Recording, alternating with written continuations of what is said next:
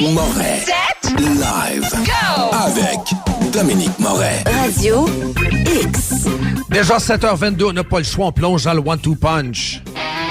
Le One-Two Punch. Avec Jeff Fillion. Salut Jeff, comment ça va?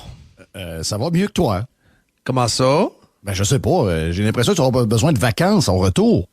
C'est une vie de fou, se lever 1h du matin pour travailler à Québec à la radio. C'est fou. Pas 1 heure. T'exagères encore. 2 heures du matin. 2 heures. Je me gâte. Mais je vois tes photos, puis Oui. tu sembles de plus en plus fatigué. Il va falloir que ça finisse. Je suis fatigué? J'ai l'air Oui, fatigué? t'as l'air fatigué. Laquelle Oui, t'as t'as l'air vu? fatigué. Avec les pinottes? Ouais, exact, avec les pinottes. J'ai dit. Je voulais juste de me lever, là. Donne-moi un break. Je voulais juste de me lever. J'ai l'air de... C'est fou, là. Avoue que s'il y a quelqu'un qui pouvait faire ça, c'est bien Dom Moret. C'est le genre de plan que personne d'autre peut faire. Là. Ouais, mais faut le faire à un moment donné, venir parler de la réalité de l'Ouest canadien et des Québécois qui vivent ici. Hey, JC, c'est toi, une il est en maudite retour. Toi, histoire. tu fais le matin à 6 h dans l'Est. Je m'en fous. Ah, ta blonde Ça me a dû dérange dire pas. ça. Ta blonde a dû dire ça. Anyway, Qu'est-ce qu'elle m'a dit, ma blonde? Elle a dû dire une affaire de même. Elle a dû dire, mais qu'est-ce que tu t'en vas faire là? Ouais. Ça, c'est vrai qu'elle dit que j'écoute pas. Ça, c'est vrai qu'elle dit ça. J'écoute pas beaucoup. J'écoute pas assez. En fait, elle me dit j'écoute pas assez. C'est déjà C'est mon pire tough. défaut. Ouais. Pour l'avoir fait longtemps, c'était déjà assez tough, cette maudite vie-là, de se lever à 3h, 3h30, 4h. Ben, en plus, s'en aller 2 semaines dans l'Ouest pour se lever à 2h du matin, on va dire de quoi. Ça prend juste Dom Moret pour faire une affaire de même, mais c'est très, très bon. Regarde, tu fais un excellent job. C'est le fun J'ai d'entendre adoré. les gens. Puis, ben oui, je sais. J'ai adoré. Je sais que ça te nourrit, puis c'est le genre de choses que t'aimes. Je te taquine avec le fait de l'heure, mais je sais que c'est le genre de choses dans lesquelles... D'ailleurs, c'est le genre de choses à refaire. Ben, il y a pour toutes sortes d'occasions. La technologie, maintenant, le permet. Oui. Donc, en étant capable de le faire, ben on peut aller n'importe où. On va jaser, on va voir...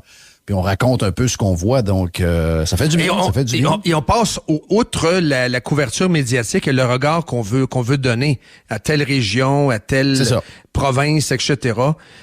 Hier, puis là on va vous présenter ça plus tard. Hier, je suis allé prendre une bière avec le fils de José Werner. José me disait, quand on faisait des entrevues avec elle dit « Ouais, j'aime ça, aller dans l'Ouest, ça me donne l'occasion d'aller voir mon gars qui est à Calgary. » Puis moi, j'avais ça dans la tête, aller un gars à Calgary, c'est correct. Max Lacroix, qui est ingénieur à la ville de Calgary, il s'occupe de combien de ponts, Jeff? Lui, il s'occupe des ponts. Il vérifie la solidité des ponts.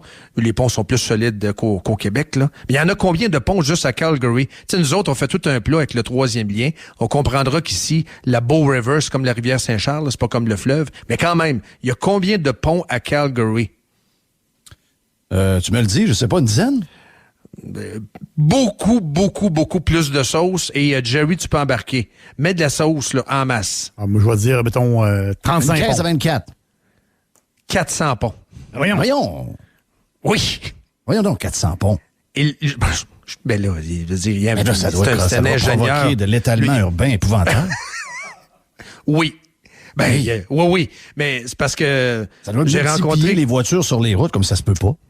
Ben, j'ai rencontré quelqu'un d'autre hier, une prof, ça c'est demain. Elle me disait, ils ont voté contre les Olympiques ici parce que le quartier des Olympiques, ce qu'on appelait le quartier des Olympiques, où il y avait des installations dans le temps, il y a du monde qui sont installés là. Donc, c'est eux autres qui ont voté contre... Donc, c'est sûr que ça s'est bâti, ça a grossi, c'est plus le Calgary de 1988. Mais il y a 400 ponts, plus il s'occupe également...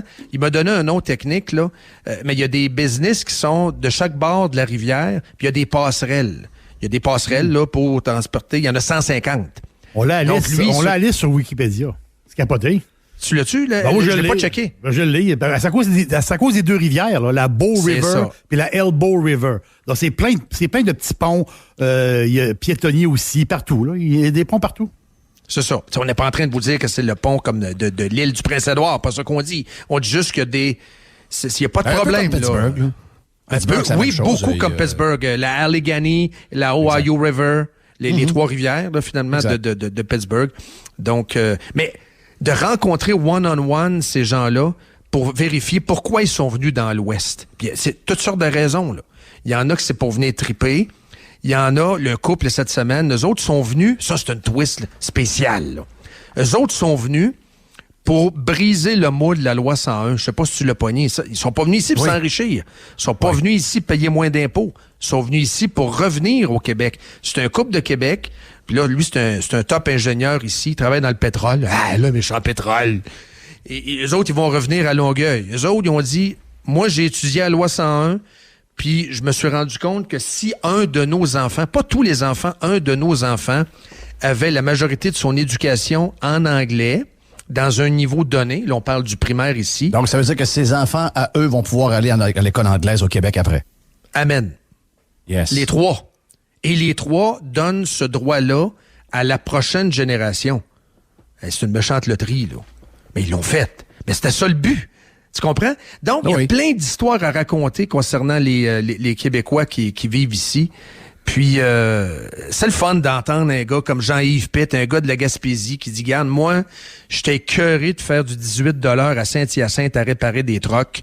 Je suis un gars de machinerie lourde. Je me suis envenu à Fort McMurray. J'ai ma petite compagnie. Puis, je fais 300 000 par année. Puis, fly in, fly out. 14 jours là-bas, 16 jours avec ma famille à Red Deer. Il fait 300 000 par année. Puis, d'après moi, il aime ça. Tu comprends?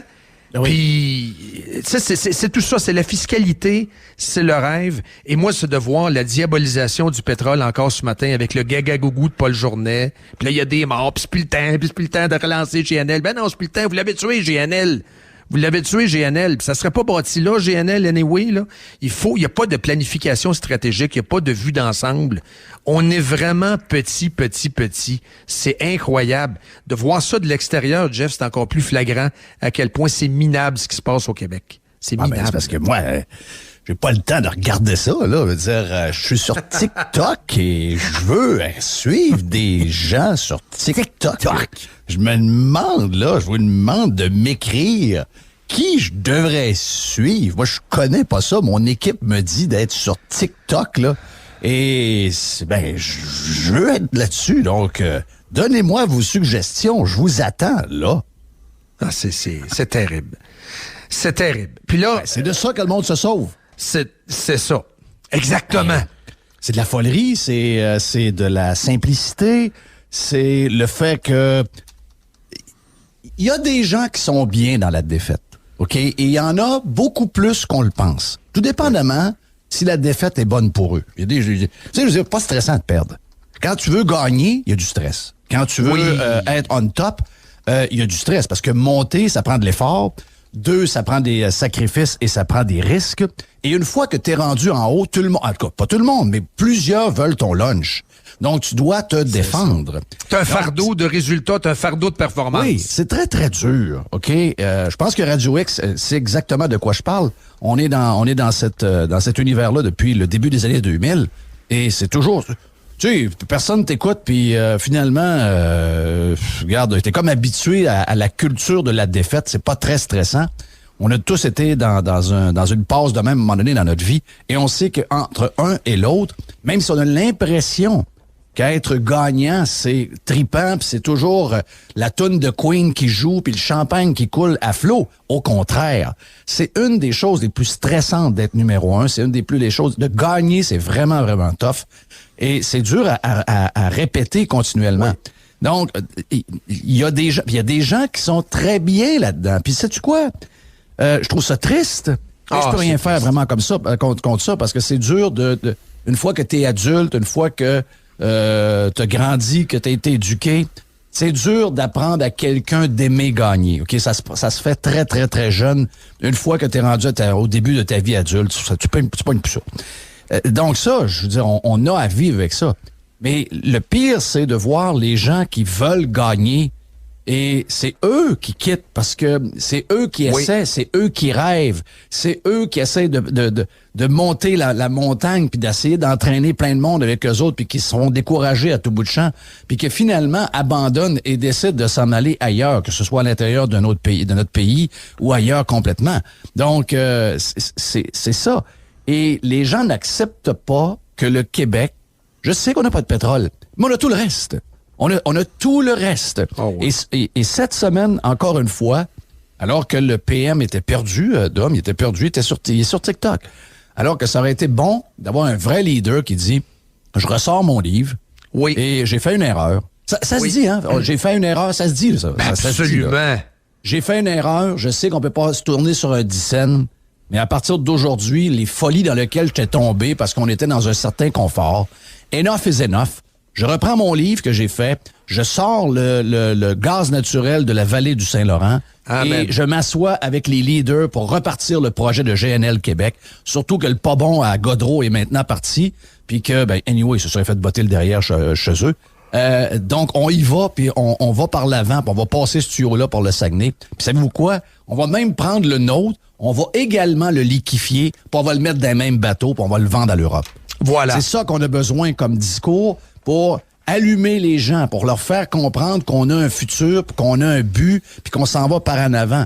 Nous, on vit dans la décroissance. Tout ce qu'on a, le rêve, c'est de nous l'enlever et d'avoir moins. Ça, là, c'est une recette de loser, puis c'est pour ça que tu vois autant de temps ailleurs au Canada. Oui, exact. Hey, j'ai repris, tu parles de son livre. Le livre s'appelle Cap sur un Québec gagnant, le projet Saint-Laurent. Lui, il disait, dans le synopsis là, du livre, faisons de la vallée du Saint-Laurent une sorte de Silicon Valley. C'est un peu n'importe quoi, là, le synopsis.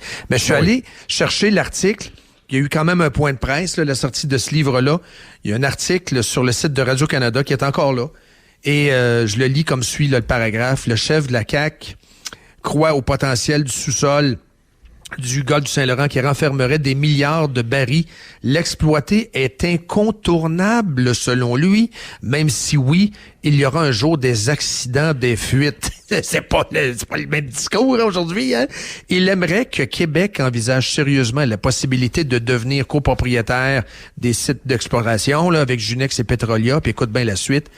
Le coût serait loin d'être astronomique et cela pourrait rapporter beaucoup à long terme. Comme en Norvège, François Legault en profiterait pour rembourser la dette du Québec. Qu'est-ce qu'il fait, là, François Legault? Je ne sais pas si tout ça est vrai, là. J'ai peu de misère. Je trouve que c'est saucé un peu, mais il y avait un potentiel. Je ne sais pas à quelle grosseur il est. Je pense pas qu'on est la Norvège, puis je pense pas qu'on va nettoyer la dette du Québec. Elle est trop grosse, là. Rêvons pas. Mais c'est lui, c'est ce que son discours, c'est au moins, c'est Jeff. ça, c'est lui qui le dit. Restons juste sur le fait que comment pouvons-nous tolérer que des politiciens se vendent à nous pour qu'on ait leur vote, donc pour avoir le vote des gens. Donc, t'es politicien, tu vas avoir le vote des gens, tu t'en vas se faire une bullshit de même, et la minute que les gens, c'est les X qui l'ont élu, là, c'est la famille, c'est les gens, les X, c'est les gens de 50 ans, de 40 ans, de 35 ans qui l'ont élu, et le gars arrive, et là, c'est complètement un autre homme. Comment on peut tolérer ça dans le système? Puis je sais qu'on a jasé en privé, après ça, on se demande pourquoi les gens décrochent de la politique. On se demande pourquoi les gens ont de la misère à aller voter. On se demande pourquoi les gens n'écoutent plus trop ce qui se passe. Puis que finalement, quand il y a le moment où on devrait écouter, ben là, on est comme décroché, puis on n'est pas capable de rembarquer, puis on se fait avoir encore plus. Ben c'est parce que c'est bourré de BS de même. Donc, bullshit politique, mur à mur. Ça devrait plus tolérer ça quand quelqu'un a un programme et qu'il est élu. La minute qui diverge de son programme comme lui le fait, il devrait avoir un recall. Devrait avoir un recall. Ben oui. Un recall. Ben, un recall au niveau municipal aussi, en passant, on y reviendra. Avec le train, on y reviendra. Là. Juste pour annoter ce qu'on dit sur le gaz, c'est quand même une évaluation, Jeff, de la Commission géologique du Canada qui confirme que le gisement québécois de gaz naturel compte des réserves. Oui, gaz naturel, oui. Gaz naturel, oui, c'est des fois que le pétrole, c'est le pétrole. C'est de ça que je parlais. Ouais, c'est ça. Moi, je parlais plus du gaz, là. Oui. On en a pour plus de 100 ans et sa valeur est de plusieurs centaines de milliards de dollars. Jeff, qu'est-ce qu'on fait là? Qu'est-ce qu'on fait là avec Paul Journet, un des grands prêtres? C'est un chroniqueur de disques que les gens connaissent pas. Moi, je comprends que la presse est un journal important à Montréal, mais elle influence les décideurs. Je sais qu'elle influence encore les décideurs. C'est ça que je te dis. Oui, je comprends. Je comprends. Mais, tu sais, je veux dire, les gens, s'ils sont pas capables de se rendre compte que la presse, ce journal, genre de mon chum dit que c'est... Jonathan Hamel raconte tout le temps que c'est un genre de blog étudiant, puis je pense que ça l'est devenu. C'est pire que le Devoir il y a 25 ans. Il n'y a pas une discussion téléphonique que j'ai m'en donné avec hors d'onde avec Régent Tremblay où je dis pas Régent, ton journal. C'était son journal. La presse. Non, c'est pas la presse. C'était ton journal, là. J'ai dit, Régent me répond tout le temps. Je connais plus mon journal. Je connais plus mon journal. C'est mais triste. ça influence, Jeff. Qu'est-ce qui influence? Je reviens à la déclaration de Couillard qui disait, moi, j'écoute Jean Lapierre. Bon, Jean Lapierre est décédé, mais le point, c'est pas Jean Lapierre. La presse influence beaucoup les politiciens. C'est ça que je veux dire. Il y a 3-4 gourous que les politicos lisent comme des espèces de grands curés de cultes, des cultes, des grands espèces d'oracles. Qu'est-ce que dit Paul aujourd'hui, le Paul Arcan? Il est pas d'accord avec ça, le gaz, OK. Paul, lui, l'autre, Journet, OK. Puis l'autre Paul Larocque. Donc, c'est la trilogie des Saint-Paul. Là, Paul Larocque, es-tu d'accord? Paul et Paul et Paul. Ouais, il y en avait 3, mais c'était Paul et Paul. Hein? C'était Paul et Paul, mais il y en avait 3. C'est ça, pareil? Oui. Qu'est-ce qu'ils disent, Paul et Paul, à matin? OK, on va y aller avec ça. Paul Larocque est pas d'accord, Paul Arcan non plus. Fait que c'est 2 contre 1. Même si Journet, OK, c'est 2 contre 1, ça gagne, on y va avec ça. C'est ça pareil. Tu sais, on a beaucoup parlé de la gouvernance par sondage, mais la gouvernance selon l'évangile des Saint-Paul, ça compte aussi, là. Ben oui. Je trouve ça tellement triste. Et là, je vais te faire passer un extrait, puis on l'a entendu tantôt, mais il faut le repasser. Michel C. Auger, qui, lui, c'est Saint-Gaudreau. Regarde, il était-tu bon, hein? Puis il a scrappé GNL, puis pour ça, il faut quasiment l'amener au temple de la renommée. Ça n'a pas de sens. Hey, Dan, j'aimerais ça qu'on réécoute ensemble l'extrait. Un overrated pour décrire un overrated. On écoute. Michel, évidemment, c'est une lourde perte, même très lourde perte pour le PQ. C'est un député que les gens appréciaient beaucoup dans son comté. Les gens, ils votaient plus Gaudreau qui votait PQ. Dans le gouvernement Marois, il avait été nommé ministre des Affaires municipales et des Transports. C'est un gros ministère, ça.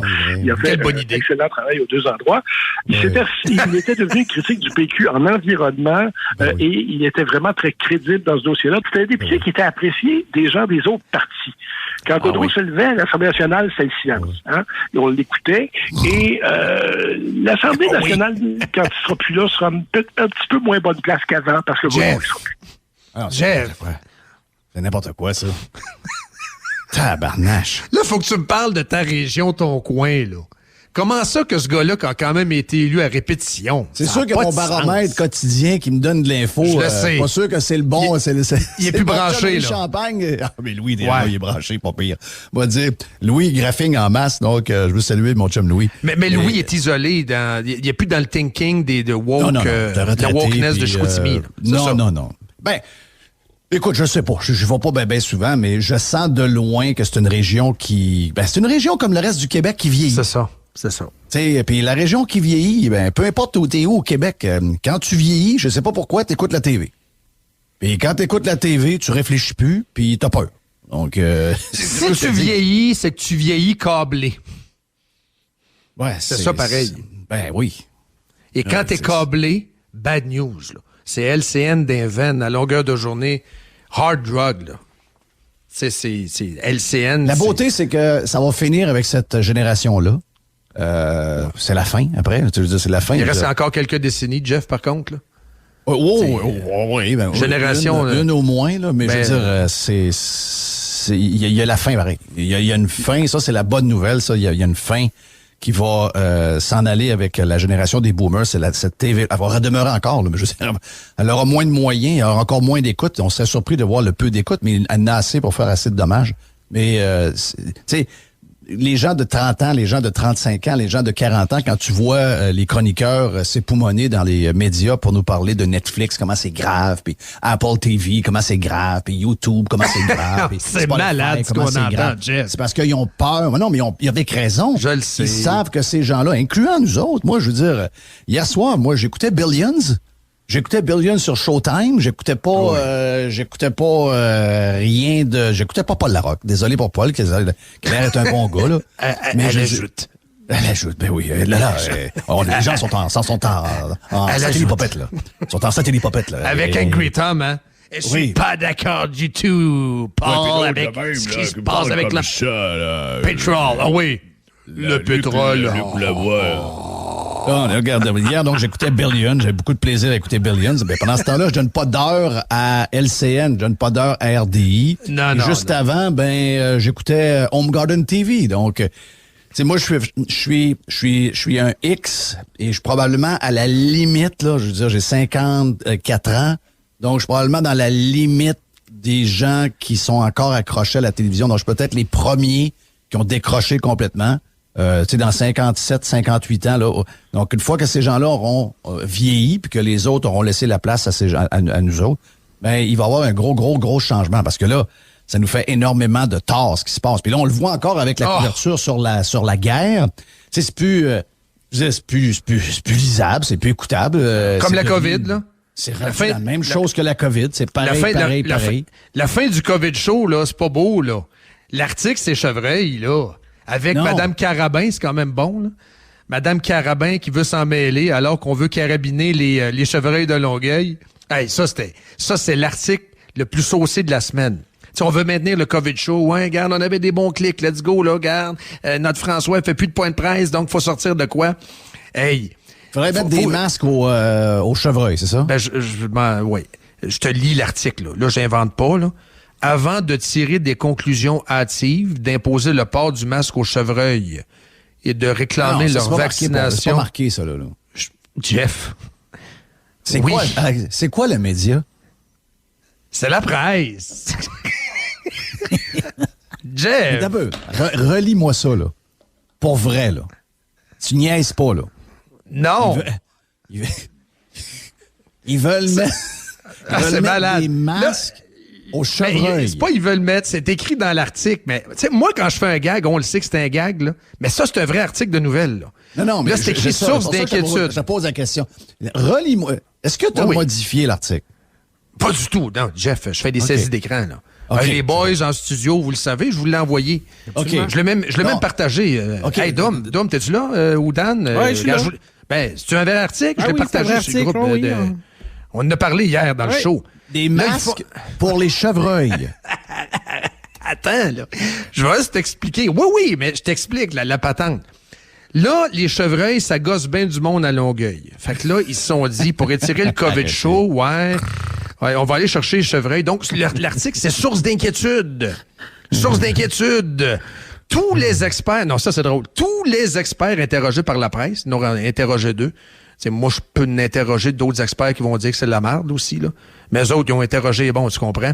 Ça exige une surveillance solide.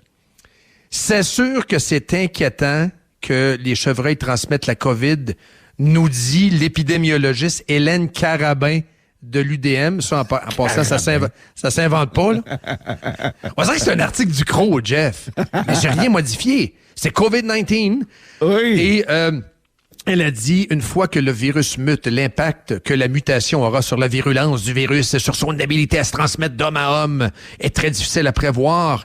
Et là, il y en a un autre là, qui intervient. Ouais, là, ils sont allés chercher un gars en médecine vétérinaire, nommé Levon, machin truc, qui dit « Les cerfs sont-ils des réservoirs à COVID? C'est une possibilité. Il faut l'étudier. » Ça, c'est la twist du « Ça me prendrait un 100 000 pour l'étude. » Oui. Je le sais pas pantoute, j'ai aucune crise d'idée, mais donne-moi 100 000, m'a dit oui. Voilà, t'as tout compris. Et plus tard dans l'article, là, ça dit que avant de tirer des conclusions hâtives, d'imposer le port du masque aux chevreuils ou de réclamer leur vaccination obligatoire, il est important de dire que ce champ de recherche est embryonnaire. On dirait que les rechercheurs sont servis de la journaliste aussi pour dire « Hey, yo, ça se peut qu'il y ait de la COVID, donc on peut-tu faire de la recherche? » C'est de même ça marche, Jeff, là. C'est de même ça marche. Donc, eux autres, ils vont prendre cet article-là. On était bien dans le temps quand on était jeunes. Ben moi, je lisais le Croc quand j'étais jeune, là. C'était les tannants. Moi, j'avais le Croc. Joël Denis, Daniel Etu qui faisait sa toune, Pierre Marcotte qui croisait madame dans la salle. La piscine. Les tartes d'en face, la piscine. La piscine. Joël Denis dans la piscine. Ou encore, si on pitonnait parce qu'on commençait à avoir le câble, on écoutait The Price is Right. Oui. En mangeant un genre de petit, genre de petit lunch. On n'était pas riche, mais regarde, on s'organisait. Des fois, on déjeunait le soir, hein? Pas si vous autres faisiez ça quand vous étiez jeunes. Déjeuner pour souper. Bon déjeuner pour souper avec des œufs et du bacon. Moi, je mangeais du poulet pressé. Jusqu'à temps que je me rende compte que c'était pas du poulet, mais c'était très pressé. C'est du fake, oui. c'est du. Ben, il y a des bouts de poulet, mais c'est pas les bouts que tu veux manger. Là. Non, c'est ça. Puis ce que ça goûte, ça n'a rien à voir avec le poulet, là. Non. Ce que ça goûte, d'après moi, tu peux l'avoir dans des bombes en Ukraine. Non, ça je veux dire par là, on avait. Oui. Tu sais, je comprends que c'était niaiseux un peu, mais je veux dire, Ça prend un peu d'équilibre. Là, on est trop intense. Là, on est trop too much. On est too much. On est dans la fabrication de l'anxiété. Puis là, à un moment donné, tu vas avoir un article le mois prochain. OK, bon, ben les Québécois sont les champions, mettons des antidépresseurs. Ben oui, mais c'est parce que vous avez mis ça dans le piton. L'anxiété. Oui. Mais c'est le COVID show, maintenir les clics, etc. Hey, j'ai vu une prof un matin là, dans un... Ouais. Elle ramasse... Le premier ministre annonce que c'est la fin des masques bientôt, là. Puis là, tu lis les commentaires en dessous. La majorité sont bon, c'est le temps, ouais, dépêche-toi. Mais il y en a qui ont peur, là. Il y a une prof une jeune femme. Hey, c'est écœurant, mais qu'est-ce que vous faites là? J'espère qu'on aura le droit des recours collectifs pour tous les morts que vous allez provoquer. Ben oui. Ben, elle dit dans sa définition prof au secondaire. Puis là, elle donne, je pense qu'elle a fait histoire, là. Hystérique raide. Mais c'est ça qu'on a réussi à créer, pareil. Moi, j'en veux pas à elle, là. C'est pas de sa faute à elle. C'est le fait. Le problème, c'est que, pauvre elle est bombardée à chaque jour de nouvelles comme de quoi qu'elle va mourir bientôt, là. C'est pas de la COVID. Il va y avoir une bombe russe qui va arriver. Je veux dire, c'est fou raide, là. Ça va pas bien. Vraiment... Non, ça va pas bien. Ça va pas bien. Puis ici, t'as pas ça. Jason Kenney, pas si aimé que ça en passant, là. Le fling-flang. Ici, Jason Kenney, il l'aimait quand il voulait... C'est parce qu'il a reconfiné, Jeff. C'est parce qu'il a promis que plus jamais il reconfinerait. Il a dit « Never again. The greatest summer of your life » l'été passé. Puis il a reconfiné. En septembre, il a reconfiné. Moi, je parlais à du monde. Qu'est-ce que tu fasses mettre dehors? Des Français, des Anglais. Au Walmart, quand je suis allé, je parlais à du monde. Là. Puis, t'aimes-tu Kenny? Never again. Never again, never again. Ils pardonnent pas à Kenny d'avoir reconfiné. Les autres, ils se disent, en plus, il a amené le passeport vaccinal. C'est une gogosse à Trudeau. Il a voulu faire plaisir à Trudeau. Mais là, ils sont comme fourrés, les Albertains, parce qu'ils veulent pas North League et du NPD. Fait que là, lui, il se fait challenger en avril, il y a un vote de confiance. Puis celui qui pousse dans le derrière, c'est un nommé Brian Jean, qui est un gars de plus de droite que lui, là, encore. C'est quand même un politicien traditionnel, le Kenny. C'est quand même un politico d'Ottawa, là, qui est revenu chez eux. Donc, je sais pas comment ça va virer avec lui. Mais ici, t'as pas cette tension-là, Jeff. C'est spécial, pareil, parce que... Tu l'as pas. Quand il a été élu, tout le monde dit « Hey, wow, Jason Kenney, hein? » Oui. À chaque fois qu'ils sont élus, c'est toujours une déception, puis une autre déception, puis une autre déception. Moi, je suis très déçu, comme... Je sais pas si t'es déçu, sûrement, là. Des Bruno Marchand, tu l'as reçu. Moi aussi, j'y ai parlé. Toi, tu l'as reçu en campagne.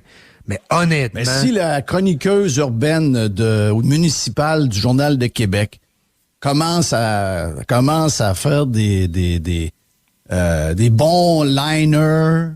Regarde, je comprenais ce que je veux dire, là. Quand elle commence à... On dirait que c'est encore l'autre mère. Ça, c'est pas bon signe, ça. Non! C'est pas bon signe, ça. Ça, c'est déjà pas bon signe. Ça veut dire qu'on n'est pas aligné vers la bonne place, là. C'est clair que non, là.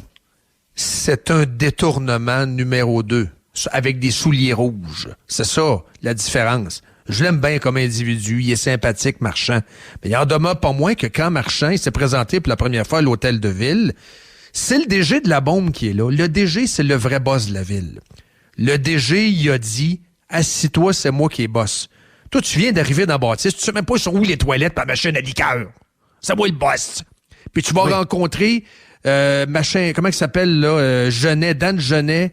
Il t'attend à 10h15 dans le bureau A38. C'est lui le boss du tramway, puis il va te montrer comment vivre, comment opérer. C'est ça, il va te donner liner, puis après ça, t'es répétera. Il va te donner liner. Fait que là, Marchand dit, ouais, mais là, c'est pas, j'avais 10 conditions, je me suis fait élu. On s'en calisse de l'élection. On s'en fiche de l'élection. Il y a du monde anti-tramway, beaucoup qui ont voté Marchand. Tu regarderas la marge. C'est une mince victoire, le Marchand, là. Pendant une demi-heure, ça va, ta mairesse est rendue directrice d'école aujourd'hui. Ça a passé serré, mais il y a beaucoup de monde anti-tramway qui sont fait rouler dans la farine quand ils ont voté pour lui. Tu sais, résultat, un maire, soit qu'il meurt, soit qu'il s'en va. Un maire, ça ne perd pas une fois que ça a gagné. Tu as tout à fait raison. J'ai l'impression que si Marchand veut être un des premiers maires à Québec qui perd, s'il continue avec le projet de tramway, ça sera fini. Je sais pas c'est quoi son but. Peut-être qu'il veut juste être là. Je sais pas. Peut-être qu'il est en mission plus qu'on le pense. Puis il veut juste être là pour 4 ans. Puis il est finalement bien plus un apôtre du maire précédent qu'on l'aurait pensé. Puis que finalement, il va aller le faire, lui, le projet. Mais c'est une fin pour lui. Si il continue à aller sur ce chemin-là avec le tramway, surtout dans l'époque où on est en ce moment avec énormément de pression au niveau budgétaire. Vous savez que, je veux dire, je pense pas que c'est le moment d'arriver avec un projet qui risque de dépasser le budget initial peut-être du double, parce que c'est pas le moment de bâtir un projet semblable avec, tu sais, si le boss de Maison Bonneville, d'après moi, lui, il veut savoir comment bâtir des maisons préfables. D'après moi, les gens de Bonneville savent comment faire. Oui, je t'ai entendu là-dessus dans ton show. Si le boss de Bonneville n'est pas capable, quand la maison, ils en font 10 par semaine, si le boss de Bonneville n'est pas capable de savoir quand la maison commence dans la chaîne de montage, combien elle va lui coûter à la fin, alors que c'est une chose très prévisible et il ne fait plus qu'une, imaginez-vous pour un projet dont on ne sait pas ce qu'on va pogner quand on va faire exploser des patentes, qu'on va creuser avec des cuillères. On ne saura rien de ça tant que les petites cuillères! Non, on ne saura rien de ça. Aussi. Et tout ce qu'on a en ce moment avec les bureaux d'ingénierie, les compagnies de construction, on va te donner un exemple, OK? C'est fou de même partout, puis c'est comme ça partout, là. C'est pas juste au Québec. Mais tu sais que je suis impliqué dans une compagnie qui s'appelle Élément Vert. On fait des greens de golf. Oui. Et Sylvain, mon partner, on est trois, Louis, Sylvain et moi. Sylvain, lui, c'est le gars le gars avec les camions puis tout ça. Donc là, il est à Orlando en train de faire un projet parce qu'il est en formation pendant une couple de semaines avec la compagnie mère avec qui on travaille. Et ils ont dit, ben gars, viens dans Orlando, on a un projet de 330 000, un green de golf de 330 000 à Lake Nona. Pour un des des petits-fils de Jack Nicklaus. Quelle belle place, Lake Nona, en passant. Oui. Belle place, là. Où va être le tournoi de golf juste à côté, Arnold Palmer Invitational en fin de semaine. Donc, c'est commencé depuis quelques minutes d'ailleurs. Wow. Très beau coin. Puis là, je veux pas, il est avec des gars de construction un peu. En ce moment, là, dans des régions du monde, là, où ce que ça brasse un peu comme nous autres, là, l'Amérique du Nord, là, un projet, mettons faire des infrastructures pour un boulevard, OK, ou une rue. Ça coûtait 1 million du 1000, OK? Mettons, je donne un chiffre de même. Mais là, en ce moment, vu qu'il y a pénurie de main-d'œuvre, vu qu'il y a pénurie de ci, vu qu'il y a pénurie de ça, c'est maintenant 4 millions, OK? Pas passer de 1 à 1,25. Juste pour faire quelque chose qu'on fait depuis toujours, c'est maintenant 4 fois le prix. OK? Donc, imagine-toi quelque chose qu'on connaît pas trop, et que les autres projets qu'on a faits, c'est des projets qui ont été faits un peu sur la gueule, puis qui ont coûté pas mal plus cher, puis qui ont pris pas mal plus de temps. Ça veut dire dépassement de coûts, pas assumé par le fédéral, parce que le fédéral va être à côté jusque-là. Le provincial va être à côté jusque-là. La Ville de Québec va ramasser le dépassement de coûts. Et l'entretien de ça, ben ça va finir qu'à un moment donné, ils vont s'asseoir et ils vont dire, on n'a pas le choix, il va falloir vous augmenter tous vos comptes de taxes d'à peu près 700$. Parce que on a fait de quoi, puis il faut l'opérer, puis c'est compliqué, puis ça coûte plus cher. Puis là, mettons que ça arrive dans 3-4 ans, c'est que les 3-4 années d'avant, on va avoir été dans une genre de stagnation de l'inflation et tout, ce qu'on aura... tout aura augmenté. On le voit par l'essence à 1,75. On le voit par la bouffe. On le voit par les maisons. Maisons qui ont été provoquées par un paquet de choses, dont entre autres beaucoup de règles, qui fait qu'en ce moment, les gens s'achètent des maisons à des prix de fou. Il s'est vendu, je vais avoir Stéphane Bruyère aujourd'hui, je pense que j'ai vu les chiffres, Stéphane, il nous a envoyé les chiffres sur le groupe. Je pense que c'est 71 maisons qui s'est vendues hier à Québec. 71 maisons, je pense, hier. Et les gens achètent toutes des maisons 100 000 de plus parce qu'on a empêché les développeurs de développer des terrains et on a créé une fausse rareté. Donc là, on se fait piner de tous les bords. Tout ça bâti sur le deepfake. Tout ça est bâti sur le deepfake.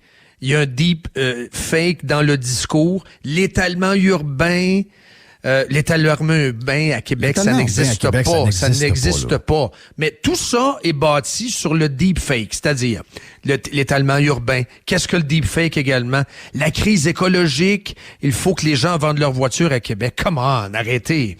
Je veux dire, le tramway, si on voit ça un jour, ça va être la clientèle de l'autobus qui s'en va dans le tramway. Ça a été démontré à Montréal, noir sur blanc. Pourquoi ça serait différent à Québec? Rajoute à ça. C'est ça. Et rajoute à ça. Hier, c'était la première rencontre publique de l'ère marchand concernant le tramway. Ça s'est passé hier. Et ils ont reçu les commerçants de l'avenue Cartier. Les commerces vont fermer, là. Moi, là, pour la première fois, il y a des propriétaires de commerces très connus qui m'appellent pour me dire, les gars, vous devez accélérer en ondes contre le tramway, c'est dangereux. Hier, là, Ils ont posé plein de questions, ils n'ont jamais eu de réponse. Comment un 18 roues pourrait-il manœuvrer pour continuer à effectuer des livraisons dans le... C'est une rue commerciale, le quartier. Je sais. Moi, j'ai vu le message que le monsieur t'a envoyé. Tu l'as vu, c'est ça, exactement. Et là, évidemment, là, il y a un optométriste nommé, lui, il s'identifie, là. Patrick Sauvageau, ce matin, lui dit, je reste un peu sur ma faim. Ils n'ont pas de réponse. Là, lui, Dan Genet, il dit, on va te revenir avec un calendrier plus tard. Il n'a pas exclu que des pré-travaux commencent l'automne 2022. Et que le tramway, les vrais travaux commencent à l'été 2024. Mais tu sais, c'est un peu n'importe quoi. Ça va être une intersection complètement chamboulée. Et on écrit dans l'article, évidemment, ce sont des articles complaisants sur le tramway. On va dire, mais faites-vous-en pas, ça va être une belle trame urbaine à l'intersection Cartier et René-Lévesque. Ou, rappelons-le, ça, c'est moi qui rajoute ça, on a quand même réussi à fermer un Starbucks, là. Oui. Des Starbucks dans le monde... Ils s'en ouvrent plus qu'ils s'en ferment, d'après moi. Je le sais qu'ils en ont fermé, là. Mais c'est un Starbucks qui était neuf, là, en passant, qui a fermé. Là. Et donc, on va faire une belle scène artistique, un espace multifonctionnel. Ça, moi, ça me fait peur, ces expressions-là. Ça, ces affaires-là. Là. Ça me fait très peur. Et une forêt urbaine. Moi, là, ça... Non, mais ça, c'est des... Ça, c'est d'une logorée gauchiste écolo, là. C'est tout ce qui s'appelle urbain. Tu sais, tu rajoutes urbain à ça. Ah, c'est bon. Puis il manque juste le genre de dessin 3D. Il fait soleil, tout le monde est en jupe, les arbres sont matures, tout le monde sourit, tout le monde. Il y a quasiment des oranges. Il y a quasiment des oranges des arbres. Il y a une petite boulangerie. Puis à côté, il y a un petit café. Puis, pas de trou des routes, hein? Il n'y a rien. C'est tellement beau en 3D, c'est écœurant. Enfin, c'est Lake Nona, en fait. Ils ont pris des images de Lake Nona, puis ils ont modifié, puis ils ont sacré là. Ben oui. Il a juste enlevé les oranges des arbres. Écoute, mais ça n'a pas de sens, je pense que c'est un désastre à venir. Si j'étais lui, à moins que ça ne dérange pas, peut-être qu'il n'est pas là pour une carrière politique très longue, mais si j'étais lui, moi, c'est le contraire. Je m'en irais, puis je me dirais, regarde, on s'en va, on pense, on s'en reparle, OK? On met ça sur la glace, puis on s'en reparle. Là, on a trop d'affaires. Il se passe trop de choses en ce moment pour continuer ce projet dangereux-là. Trop de choses. L'économie, et c'est comme une balloune qu'on a, qui est bourrée d'air, puis qu'on vient d'enlever notre doigt. Ça s'en va de tous les bords. On ne sait pas où la balloune va finir. C'est fou ce qui se passe en ce moment. Mais ce sont, Jeff, des irresponsables. Le maire de Québec, je pose la question ouvertement, est-il vraiment le maire de Québec? Les forces en présence sont élevées, là. T'as le DG, t'as Genet qui est là, mais t'as tout le lobby également de l'immobilier à Québec. Tous les gros constructeurs immobiliers. C'est ça avant. Je comprends que le gars, il avait... mais c'est un green. Ouais, mais c'est un green. Le gars, il est green, il arrive. C'est pas lui qui est boss, là. Le gars, il est green. C'est même pas chaud les toilettes à l'hôtel de ville. Mais ce que je veux dire, c'est que c'était même avec un gars qui était là depuis 10-12 ans. Il arrivait à 10h30 le matin avec son jus d'orange. Il était fatigué un peu. Puis il se promenait, il fait donner des conférences. C'était plus un genre de... C'était plus le bonhomme carnaval que finalement le décideur. Tu comprends ce que je veux dire? Donc, si c'était le même pour le gars que tout le monde voyait comme étant lui, c'est le boss, alors que ce l'était pas tout. Imagine-toi quand t'arrives sans expérience, que t'es green. Ben oui, c'est sûr, c'est clair. En plus, c'est géré en virtuel. Le maire était même pas là hier. Là, c'est une nommée Maude Mercier-Larouche, elle est responsable du projet. Elle était en virtuel. Elle n'a pas, ça c'est une autre folie, la folie COVID, on va s'arrêter. Elle n'a pas caché son désir d'un retour à un format en présence dans les prochaines semaines. Mais quelle idiotie de faire encore du virtuel dans un projet qui va chambouler la vie de la ville au grand complet. Ça, c'est parce qu'ils veulent pas voir le monde. Hein? Parce qu'ils veulent pas voir le monde. C'est clair. Mais c'est sûr qu'on veut... C'est le rouleau compresseur avec les chroniqueurs en arrière qui sauvent dans la balloune. C'est odieux. Puis après ça, on va blâmer les gens, comme tu as dit en ouverture. On va blâmer les gens de rester à la maison. Moi, j'ai plus le goût d'aller voter, Jeff. Moi, dire honnêtement, toute l'histoire de Jean Charest, ça m'écoeure bien raide. On va y revenir après la pause. Là, on va faire une pause. Là, on va je te dirais que, regarde... moi, ça m'écoeur. Ça m'écoeur. C'est tellement capoté ce qui se passe chez nous que t'as quasiment le goût d'aller en vacances en Ukraine. Tu peux dire, d'après moi, ça brasse pas mal, mais mon feeling, à frontière, c'est pas si pire. Mélanie Joly était là. Elle a trouvé ça le fun. À frontière avec la Pologne, c'est pas si pire. Elle est allée dire à Poutine comment ça marche la vie. Ben oui. Écoute, il a du fait dans ses shorts, lui, c'est clair. Il a fait dans ses shorts, pas il fait le pot. Ben oui. Non, mais regarde, c'est pour te montrer que ça marche pas. Là. Il y a plein d'affaires qui marchent pas. La liste est longue. Là, à un moment donné, ça va prendre un grand reset. Oh, le grand. Great reset. The great, mais ça va prendre un vrai reset pour de vrai. Là, parce que là, je veux dire, Charest, on n'embarque pas là-dedans. Moi, c'est Charest, je suis plus capable. Là.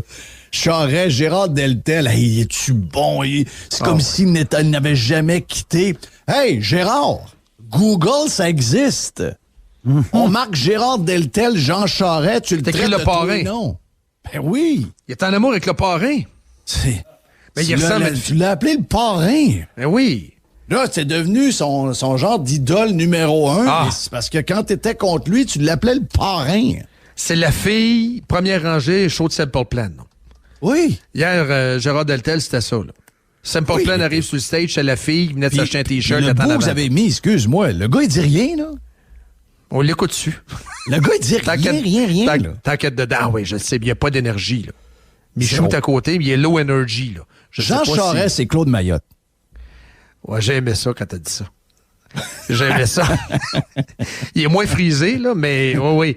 Mais le buffet des continents. Claude Mayotte, c'était quoi? Oui, ça c'est bon aussi. Là. C'est tous des petits sujets. Oh, je vais prendre une petite aile de poulet. On va prendre un spare ribs. Un petit peu de nouilles. Hop, un petit peu de riz. Mais Claude Mayotte, c'était... Le hockey, c'est mon sport préféré, mais encore, j'adore le saut à ski et le ski alpin et la luge, c'est un sport exceptionnel que j'affectionne. Et le saut de Barry aussi. Et le saut de Barry. Fait que là, t'arrives à la maison, tu te dis, c'est qui Claude Mayotte? Je sais pas. Il aime tout et son contraire, là. C'est ça. Mais Jean Charest, ça va être ça, là. Ben oui. Dans l'Ouest, il va dire, le pétrole, c'est important. Mais il faut faire la transition, mais c'est important. Tous les médias québécois puis toute la gang pousse pour qu'il soit chef du Parti conservateur, puis que quand il va le devenir, s'il le devient, ils vont le planter la première semaine, puis ils vont y rentrer un grand couteau dans le dos. Il ne pas ça, lui. Il est passé, avec toute l'expérience que c'est pas un gars. Je l'ai rencontré une couple de fois, Jean Charest, je sais pas si tu l'as rencontré. Il est très wise. Oui, il est un maudit bon gars, là. C'est sérieux, c'est un bon gars. C'est un bon gars, c'est un gars drôle, c'est un gars fin, c'est un gars sympathique, il a énormément de charisme. Oui. C'est juste une affaire, c'est que c'est un gars qui a pas de courage et qui a pas de conviction. Je veux dire, un bon gars, c'est le fun de l'avoir en ami. Tu pars en voyage de golf avec, t'as du bon temps. Mais je veux dire, comme premier ministre, ça te prend quelqu'un qui a une vision. Ça te prend quelqu'un que, si jamais il y a un plan puis qu'il y a des choses à faire, ben il faut que tu tiennes debout un peu parce que les syndicats vont arriver. C'est arrivé au Québec. Il a voulu changer les affaires, puis 3 mois après, ça a été reviré de bord, puis après ça, le gars, il a tenu le temps. J'étais là. Qu'il était en politique. La manif, c'est arrivé, là. La réingénierie de l'État, on s'en souvient. Qu'est-ce qui est arrivé? Ballon de peinture. C'était Michel, celui qui s'occupait de la réingénierie de l'État, le ministre de la région de Québec. Michel Audette? Non, pas Michel. Non, il y en avait un autre, là. Il était ministre, en tout cas, de la région de Québec. Réingénierie de l'État, les syndicats se sont levés, comme tu dis. Moi, j'étais là à manif. Il était à la porte de Radio X en bas. Il y en avait dans la manifestation, moi je me rappelle, il empêchait les gens, parce il y a un building ici, là, l'autre bord de la rue, qui est l'assurance maladie. Il empêchait les gens de passer à Guérite. Donc, il y avait une genre de, 200, 300, là, carrément en bas de, je me rappelle comme c'était hier. Ça a brassé, là. Les ballons de peinture sur le Parlement, ça n'a plus jamais été pareil. Non. Puis jamais été pareil.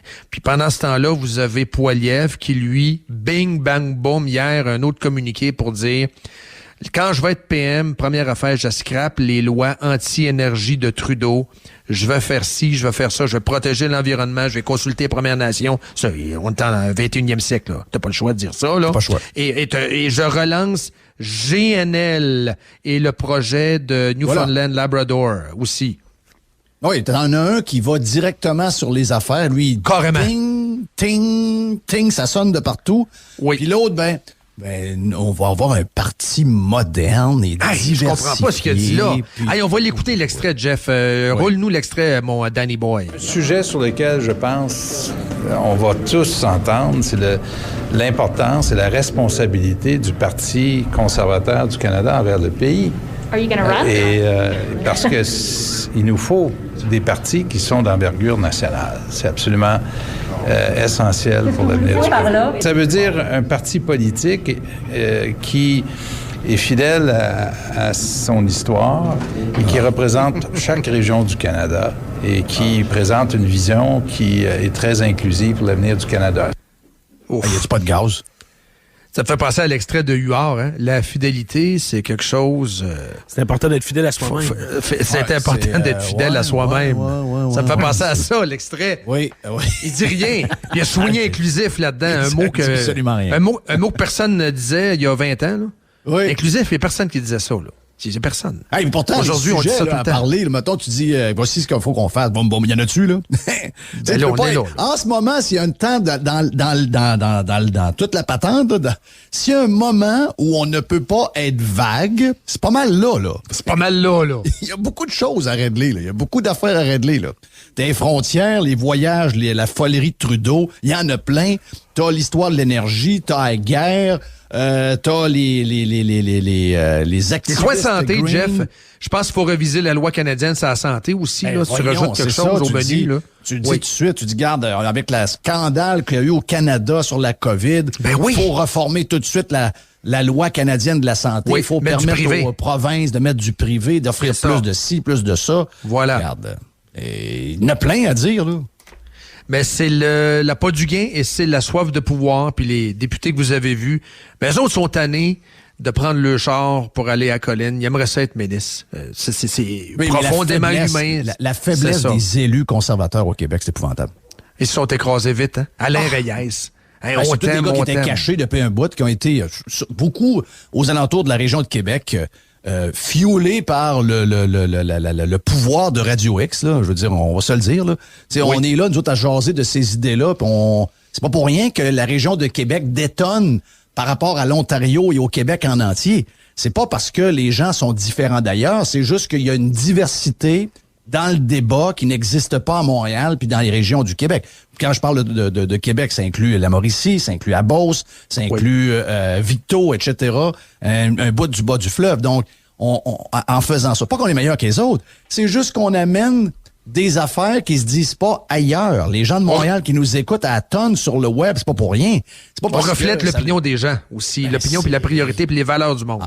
En toi puis moi, les gens de Montréal qui écoutent une radio de Québec, ça n'a pas rapport. Mais pourquoi ils nous écoutent? C'est parce que ce que nous, on jase, ils n'entendent pas ça de personne à Montréal. Ce qui est une aberration. Demain matin, il y a ça à Montréal. Il y aurait 10 députés conservateurs dans la région de Montréal. Il y aurait une diversité au niveau des élus. Mais nous autres, on a fait ça à Québec.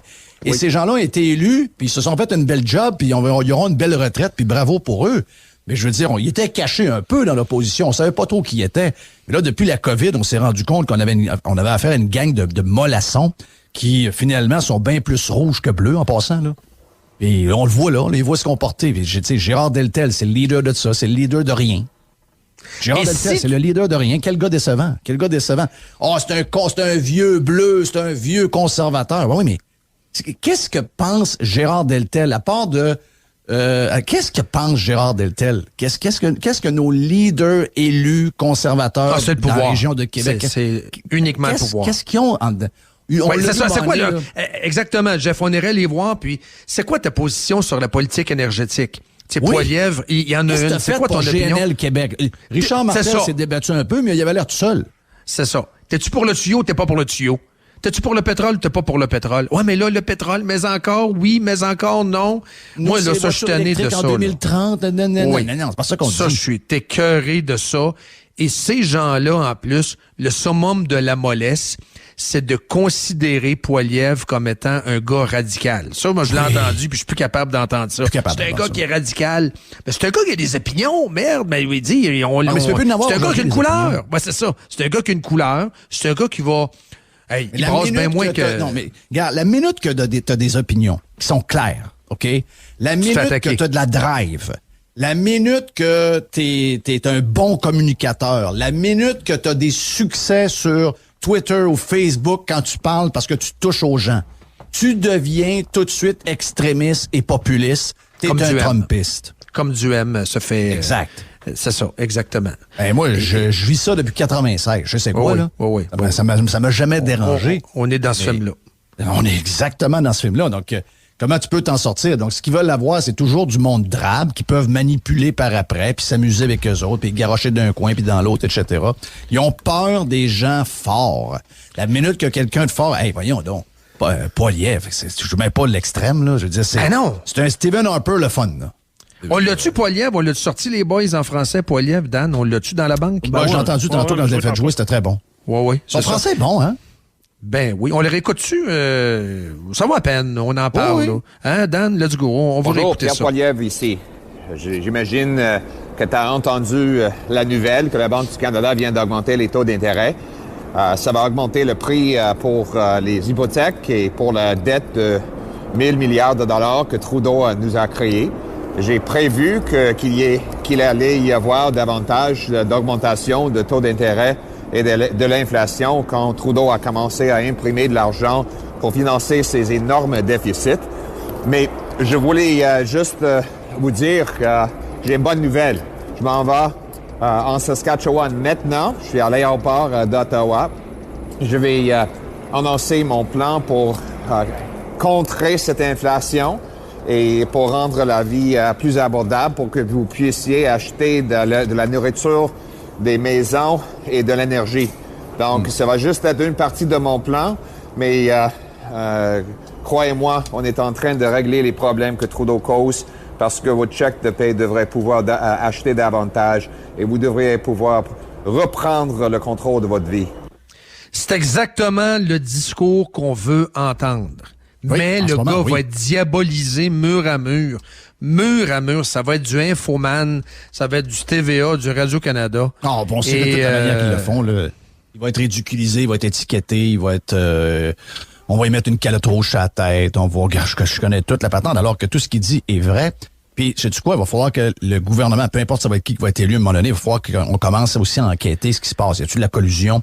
Y a-tu des choses qui sont arrivées puis que finalement, ça nous est passé sous les yeux? Je vais te donner un exemple.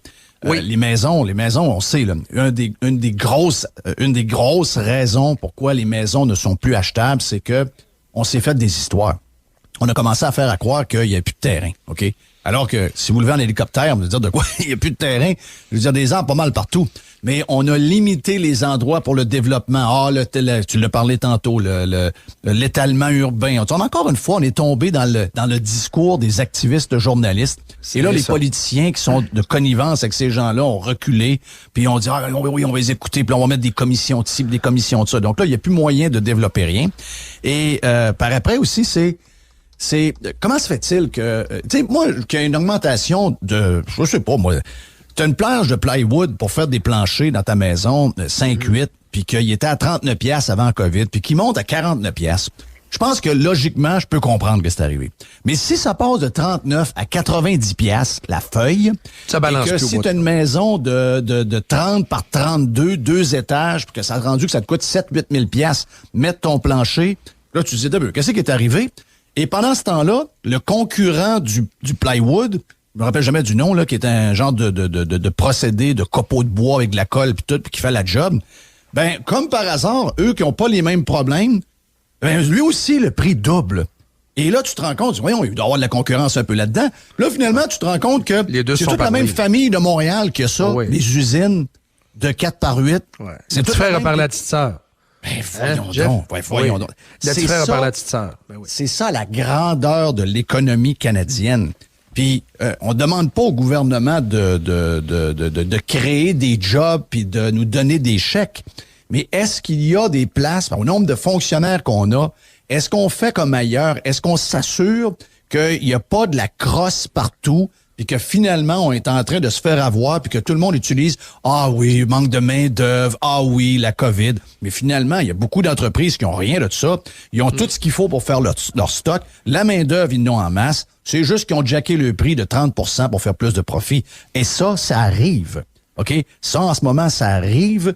Puis c'est la raison pourquoi les maisons sont pas achetables. Parce que si tu essaies de faire bâtir une maison, ben, le gars de la maison Bonneville le dit. Il sait même pas combien on va écouter à la fin. Donc, ça prend... Moi, je pense que je paye des impôts pour que j'ai des gens qui surveillent justement s'il y a des crosseurs dans la patente, là, dans la chaîne. Là. Est-ce qu'on le fait? Moi, je pense que non. Moi, je pense qu'on n'est pas pantoute focusé là-dessus. En fait, on n'est jamais focusé sur le monde. T'sais, le monde, hier, Jerry dit, j'ai des records du monde de bouffe. Il dit, ma blonde a acheté une livre de beurre à 7,5. Oui. Ça n'a pas de sens, ça. Ben là, quelqu'un qui nous écoute, puis il est au IGA des sources, puis il regarde le beurre, puis le beurre est à 7,99. Prend une photo, nous l'envoie. C'est quand même 8 piastres, une livre de beurre. Là. On est rendu avec une livre de beurre à 8 piastres. Là, OK? Là-dedans, il y a de l'intervention du gouvernement mur à mur que Gérard Deltel a défendu, by the way, là, parce que sa fille a une ferme, là. Ouais. Lui, il a défendu la gestion de l'offre. Je veux pas retomber là-dedans parce que les gars viennent complètement craquer. Là. Il avait appuyé au tool dans la première course. Ben voilà. Il avait appuyé au tool dans la première course. Ça vous donne quoi, la gestion de l'offre, si on n'est plus capable de s'acheter une livre de beurre?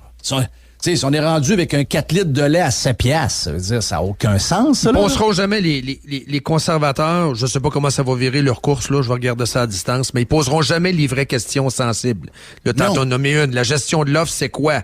Ben là, Bernier en a fait une obsession. Lié à Maxime Bernier qui est en train de complètement l'échapper. Oh, là. Oui. Sérieux, s'il y a quelqu'un qui connaît Maxime Bernier, parlez-y, ça va pas bien, là. Parce que moi, j'aime pas Trudeau, mais de là à dire que c'est un fasciste, là. Non, je me réveille la nuit de l'haïr, là, mais il y a besoin d'aide. J'ai pensé que son compte était acquis, moi. Ouais. Moi, quand j'ai vu ça, là, j'ai dit, hey, Maxime Bernier se fait hacker son compte. Je sais pas si Maxime Bernier, pas Maxime Bernier, Trudeau, je suis comme toi, là. Il est à une position où il peut pas être. Il n'y a pas ce qu'il faut. Mais là, je veux dire, là, faut quand même relaxer, là. Les nazis, on est en train de nazifier l'univers, là. Oui. Tu sais, un peu plus, puis on disait Dominique Ducharme tellement mauvais que c'était un nazi. Tu sais, faut arrêter. Non, mais faut arrêter. Hey, on avait dit ça dans le temps de Mike Keenan, hein? C'était un nazi. Tu t'en souviens, le Mike Keenan qui faisait faire des push-ups aux joueurs. Mais tu sais, le mot nazi, on peut arrêter. Puis le mot fasciste aussi. On est toujours le nazi de quelqu'un, peut-être, Jeff? Ça n'a pas de sens. Ben, on a toujours exagéré. C'est de plus en plus ça. C'est de plus en plus des dérapes terribles. Je me rappelle quand on utilisait ces affaires-là, il y avait le Coca-Cola aussi, là, qu'on utilisait beaucoup. Là. Tu te rappelles le goaler des Browns qui avait pas été, il voulait pas aller à la Maison-Blanche voir Barack Obama. Oui. Puis là, c'était, hey, lui, on sait pourquoi. Là, avant, c'était le goaler que tout le monde aimait. Puis là, il dit non, moi, je veux pas aller à la Maison-Blanche. Obama, c'est pas le mien. Là, après ça, du jour au lendemain, ce gars-là est devenu un trou de cul. Et on dit, hey, lui, en plus, il est relié il est au Ku Klux Klan parce que ses 3 enfants, ces 3 gars, leur prénom commence par un K. Il y a 3 gars, c'est K. Je capotais. C'était dans les journaux pour vrai, ça, là. Je me rappelle plus du nom du goaler. Jerry, c'était quoi le nom du goaler, déjà? Comment? C'est le goaler repêché par les Nordiques dans le temps, là, je pense. Oui, en plein ça. Oui. Donc, grossouillé un peu, là. Il y a toujours eu... C'était pas Thomas? Oui, Thomas. Et c'est là qu'on est. C'est là qu'on est. Puis Maxime Bernier, c'est très triste de voir ça. Il s'est retweeté lui-même. Ça aussi, c'est un symptôme. Là. Il s'est retweeté là, hier. Parce qu'il avait écrit... lui-même? Oui. Ouais. C'est pas bon. Pas bien. Non, ça va pas bien. Canada has a fascist psychopath as prime minister and a Nazi as deputy prime minister. Là, il s'est retweeté. Et il dit, I don't believe Freeland is an actual Nazi, no more than PPC is white supremacist. Fait que là, il essaie de rouler ça d'une autre sauce en disant, vous m'avez déjà accusé de white supremacist, je le suis pas. Elle non plus, elle l'est pas. Mais il s'est retweeté, là, quand même. Tu sais, je sais que c'est pas lui qui gère son compte Twitter, mais là, il peut le mettre dehors, là. Je pense que c'est dénommé Mass, là, si c'est encore lui, là. Il faut que ça arrête, là. Ben, faut que ça arrête parce que, à un moment donné, ça va peut-être prendre une alternative aux 2 partis qu'il y a là, parce que le NPD et les libéraux sont ensemble, puis le Parti conservateur, s'il s'en va vers Jean Charest, c'est un parti que, finalement, on doit abandonner. Puis ça va parce qu'il y a une collision qui s'en vient, Jeff. Il y a une collision. Il y a une collision. Parce que la pitbull à poilièvre, c'est une nommée, Shannon Stubbs, et elle a fait un genre de mime, un genre de montage, un face-à-face entre Trudeau et Charest. Puis elle dit, les deux, c'est pas mal du pareil au même. Il a introduit la taxe du carbone. C'est du pareil au même. L'autre, c'est gun control. Il a mis du cash à pu finir là-dedans. Puis il a augmenté la taxe provinciale dans le code de Charest de 2 %. C'est pour ça, d'ailleurs, que l'ancien premier ministre conservateur ne l'aime pas. Là. C'est que lui, il voulait nous donner un break, là.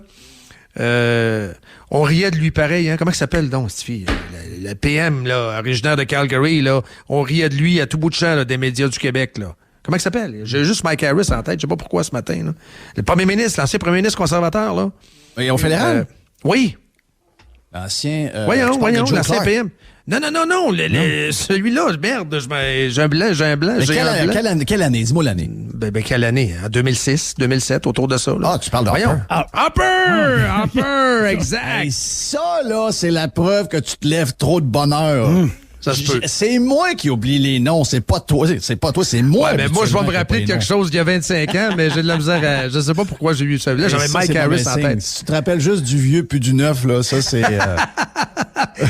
Et lui, il nous avait donné un break sur la taxe de vente, tu t'en souviens? Il avait annoncé ça. Puis le lendemain, Charest avait pris les 2 oui, Charest. Oui.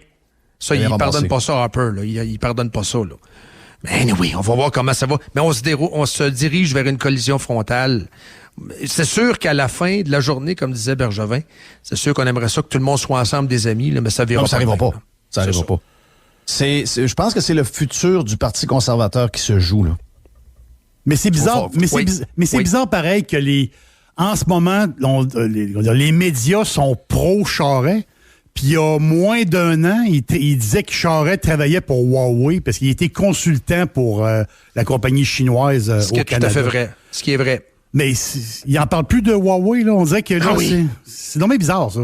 C'est bizarre, il y a 1 an, il n'y avait pas le livre de TVA qui le traitait de bandit aussi? Oui. C'est très bizarre. C'est très, très bizarre. Très bizarre, l'amour sur Jean Charest. C'est soudain, il crachait en plein visage. Les médias ont craché en plein visage de Charest pendant les 2 dernières années de son règne. Là. Jeff, qu'est-ce qu'on va faire sur Jean Charest? Il y avait beaucoup de haine de Charest dans l'élection de Legault. Je le sais qu'il y avait Couillard, mais Couillard, il était dans le cabinet de Charest. Oui. Il y avait beaucoup de haine libérale alimentée très fortement par Charest dans l'élection de Legault. On s'en souvient pas de ça. Je vais finir avec une petite citation. Ça date de 2011. J'aime ça aller fouiller dans le temps. Le Devoir, 2011. Dans la tempête soulevée par l'industrie des gaz de schiste, c'est Lucien Bouchard et non Jean Charest qui a trouvé les mots les plus justes pour tenter de convaincre la population des mérites de cette filière. Et notre Lucien disait... Je vois la découverte au Québec de volumes importants de gaz naturel comme un atout très important pour notre développement économique et le financement des missions de notre État. Et là, il a continué. Mais on s'en est dessus de Bouchard. C'était le dernier vrai, Jeff. Il y a 2 semaines, il était assis avec Legault dans son bureau. Là. Je sais, mais ça, regarde, peut-être c'est une photo d'archive, là, puis tout ça, qu'est-ce qui s'est passé là? On le sait pas trop. Il est dans le privé à cette heure. Là. Mais tu sais, Lucien Bouchard, c'était quand même quelqu'un, là, comparé à Charest. Il y avait quand même cette idée-là. Moi, je crois que Lucien Bouchard voulait vraiment dire ce qu'il a dit, là. Il voulait vraiment le dire. Mais sauf que ça a mal viré, on le sait. Puis depuis ce temps-là, on est les politiciens qu'on a. Allez, on va faire la pause, Jeff. Yep. Et on revient très brièvement. N'oubliez pas, là, je suis des gens sur TikTok. Aïe. On revient, petite pause et on revient dans pas long. À Radio X dans le One-Two Punch. Ici Stéphane Bruyère, courtier hypothécaire pour les architectes hypothécaires. Vous achetez une nouvelle maison, vous refinancez vos dettes, vous voulez renégocier votre prêt. Pour nous joindre, le stéphanebruyère.com ou le 266-6666. Le spécialiste hypothécaire, c'est stéphanebruyère.com. Bonjour, c'est Yann Sénéchal. Obtenir les services de votre conseiller.net pour gérer vos placements, c'est faire appel à une équipe qui utilise une ligne directrice stable, cohérente et qui traverse les années. En plus, obtenez des services complémentaires comme l'optimisation fiscale, la gestion des décaissements ou la projection de retraite sur demande, sans oublier l'optimisation de votre programme d'assurance. Pour plus d'informations, votreconseiller.net. Moret, live.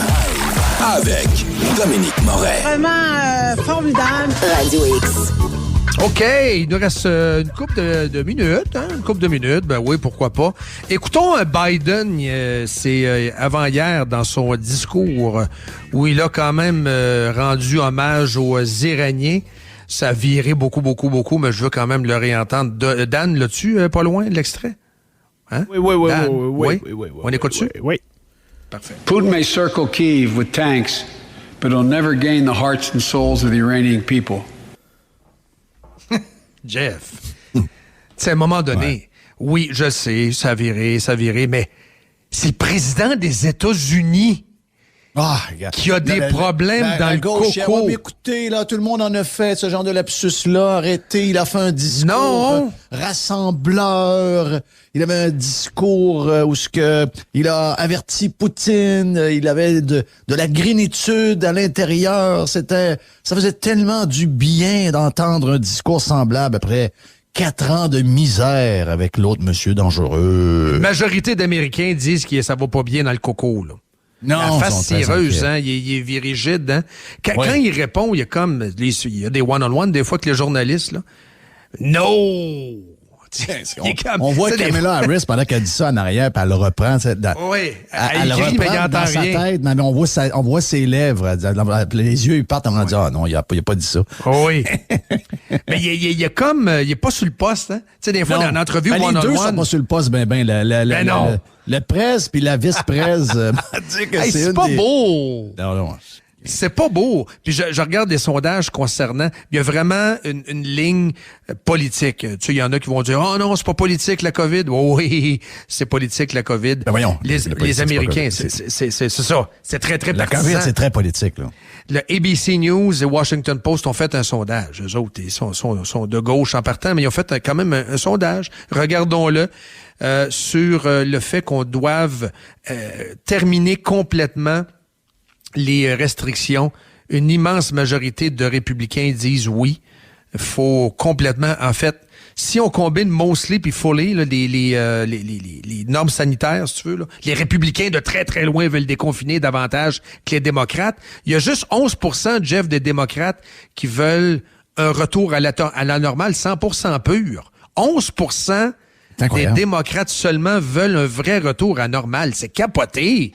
C'est un sondage publié hier. C'est capoté, là. Comment on va faire pour vivre ensemble? Ouais, c'est ça ma question. Comment on va faire pour... On dit... il y a républicains, à peu près 30%. Il y a démocrates, à peu près 30%. Dans le milieu, il y a des gens qui vont d'un bord et de l'autre. On s'en appelle les indépendants. Independent, c'est 23%, Jeff. 23, OK, parfait. Donc, chez nous, c'est quoi? Je veux dire, on pourrait mettre ça à peu près de même. Allons-y gauche-droite ou encore dans le centre. Mais c'est clair qu'on a de plus en plus de misère à trouver des choses où on s'accorde. Des choses sur lesquelles on est capable de faire des compromis. On est complètement différents. Parce que moi, je pense que les gens... j'aime pas ça utiliser ça, mais pour qu'on comprenne le dessin, là, les gens de centre droit, ils n'ont pas tellement bougé, eux autres, avec les années. C'est des gens qui ont une vision semblable, mais les gens de gauche sont devenus extrêmes. Ils sont dans toutes les folies, puis il y a des nouvelles folies quasiment à tous les jours. On voit des affaires qu'on n'aurait jamais pensé, on voit des histoires quasiment épeurantes. Puis là, tu te dis, mais on pourra... Tu sais, habituellement, tout le monde se tasse, puis les autres suivent. Mais là, tu as un groupe majeur qui reste à peu près sur place, puis qui...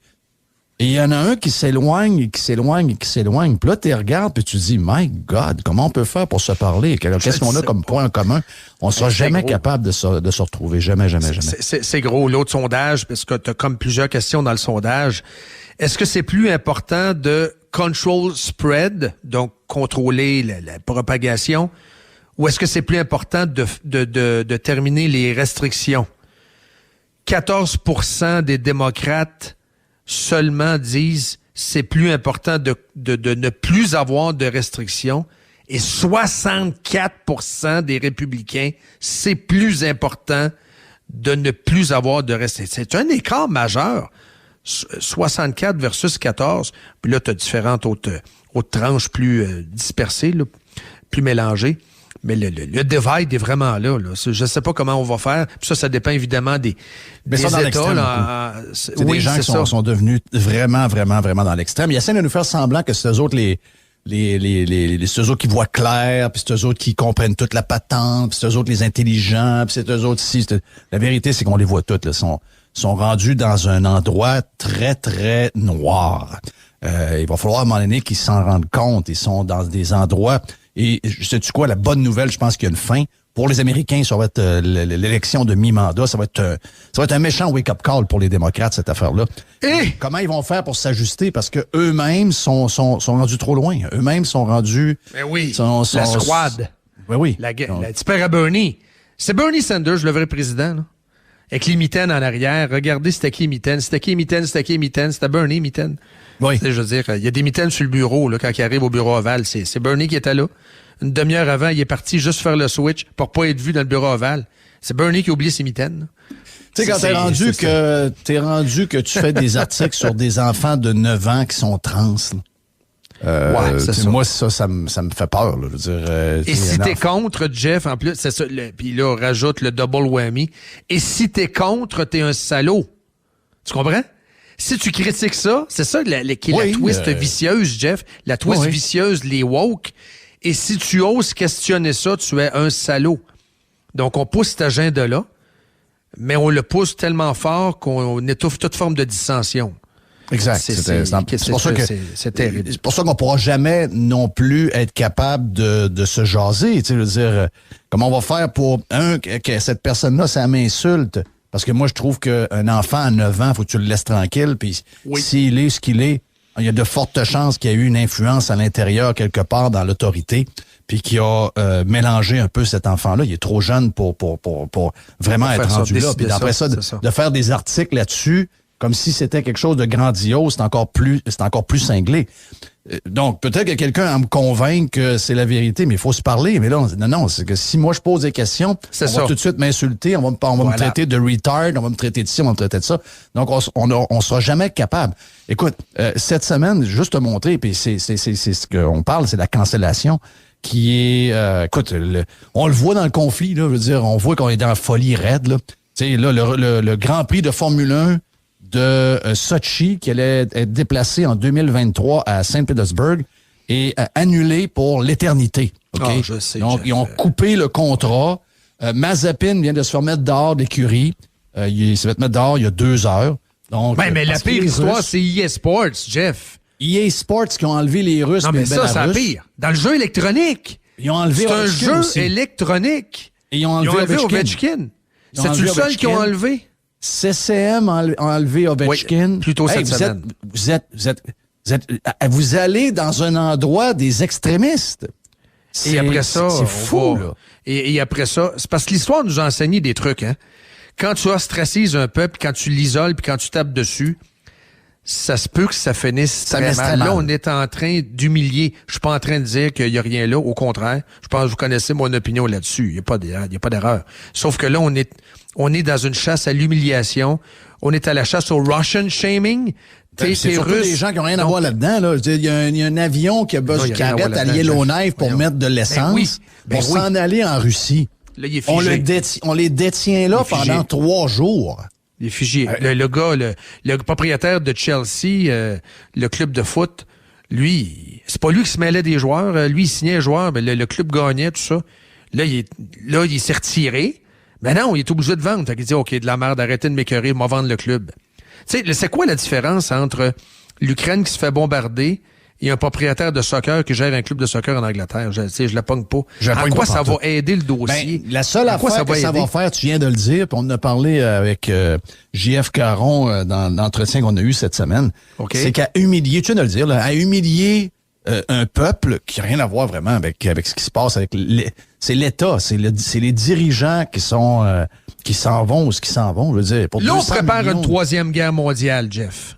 En empêchant que les cartes de crédit marchent, en mettant la fin, en mettant la botte sur la tête des Russes ordinaires, dont plusieurs sont contre Poutine. Là, ils vont nous haïr pour vrai. Ils peuvent pas le dire. Ouais, c'est ça. Exactement. Tu sais, on se demande pourquoi les musulmans nous haïssent tant que ça. Tu sais, puis d'après moi, c'est beaucoup d'interventions. On a créé de la haine envers l'Occident.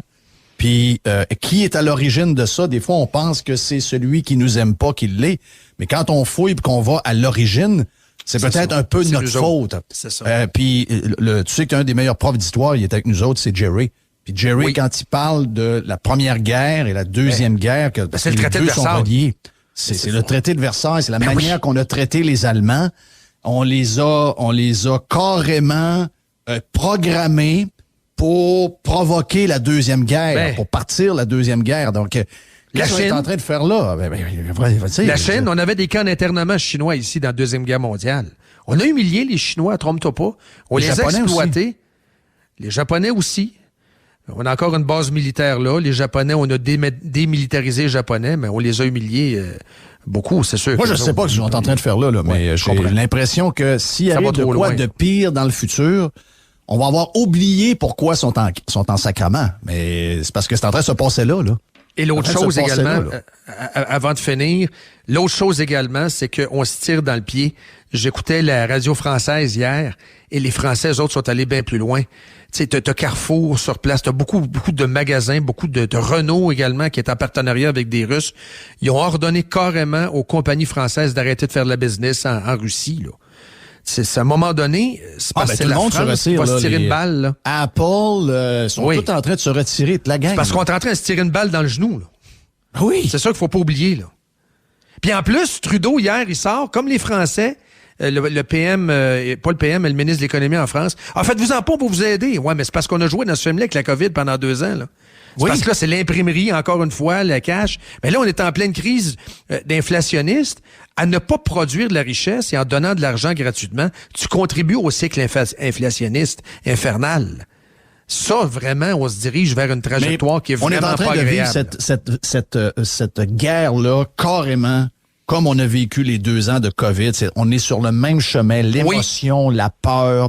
Tous les mêmes ingrédients sont là, désinformation. Le shaming, là, c'est le Russia shaming, le virtue signaling. Regarde, tout est là, donc la fake news à grandeur. Les boucs émissaires. La propagande all the way. On a choisi un camp. Les autres, c'est tous des salauds. L'autre camp, c'est des regarde, c'est pas drôle, là, comment le président de l'Ukraine, qui est dans les...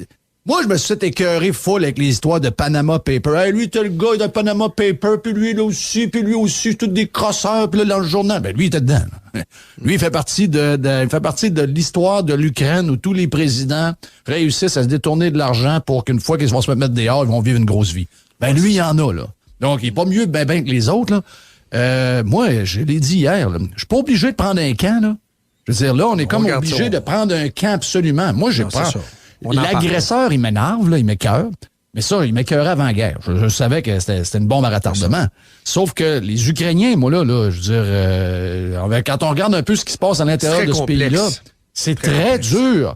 De voir que le président qu'on voit et son gouvernement sont en guerre depuis 2014 contre certaines régions de leur propre pays, qui ont tué 13 000 personnes qui sont des citoyens de leur pays. Je suis pas prêt, moi, demain matin, à dire, hey, là, je vais mettre mon drapeau bleu et jaune, puis là, mon cœur est avec l'Ukraine. Je les connais pas, moi. J'ai pas d'idée qui ils sont.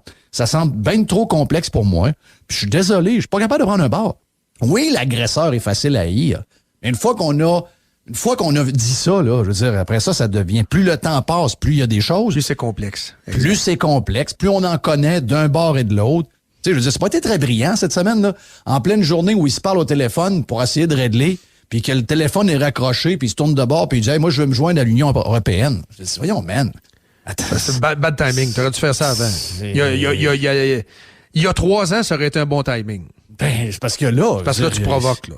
Là, c'est ça, là. Je veux dire, là, on est là à TV, on souhaite que ton peuple meure pas, on veut pas que des enfants meurent, on veut pas que des femmes meurent.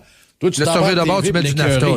C'est ça. Tu mets du fioul à grandeur, le feu est pogné. C'est ça, là. Ça marche pas, exact. Hey, Jeff, t'es salué. Je pense qu'on a battu un record. Je sais. Calgary, Port-Sainte-Lucie, pas de délai, puis on a battu un record. Tintway! Avec Jerry pour former le beau triangle. En plus. À Québec. Parle-moi de ça. Hey, je mange des pinottes, une poignée de pinottes, Jerry, une poignée de pinottes. Ah ben, ça, c'est les pinottes, là. C'est assez les pinottes, là. Qui rouvre la cage. Non, qui rouvre la cage, là. Là, je viens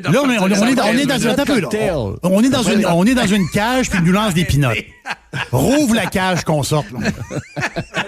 Salut, boys. Salut, bye. Il faut s'en aller. Bon. Salut. Merci, bye. Et, oui, nous autres, on revient à Radio X. What do we got here? Moret, live. Radio X.